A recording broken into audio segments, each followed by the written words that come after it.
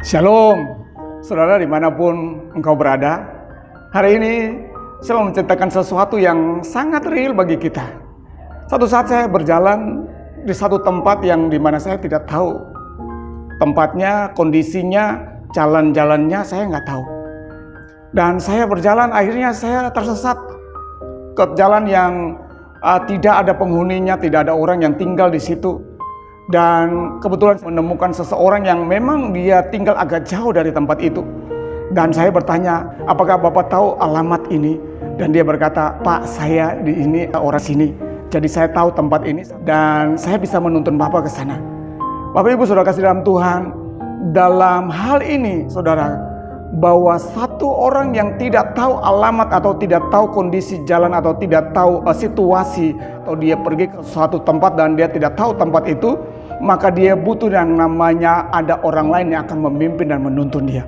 Tahukah saudara bahwa Tuhan Yesus pun juga menginginkan untuk kita bukan hanya sekedar menjadi pribadi yang percaya kepada Tuhan, tetapi kita menjadi pribadi yang akan menempati yaitu surga yang mulia. Dan Tuhan Yesus memberikan jalannya bagi kita. Dan satu-satunya jalan yang Tuhan tawarkan bagi kita, bahwa Dia adalah jalan. Dalam Yohanes pasal yang ke-14 ayat yang ke-6 dikatakan, Akulah jalan dan kebenaran dan hidup. Tidak ada seorang pun yang datang kepada Bapa kalau tidak melalui aku. Kita tidak mungkin akan sampai ke surga kalau kita tidak tahu siapa yang menuntun kita. Kalau kita tidak tahu siapa yang menuntun kita di jalan-jalan yang Dia kehendaki. Kita harus tahu bahwa Yesus itu berasal dari surga. Dan ketika kita mau ke surga, kita harus lewat Yesus untuk ketemu dengan Bapa.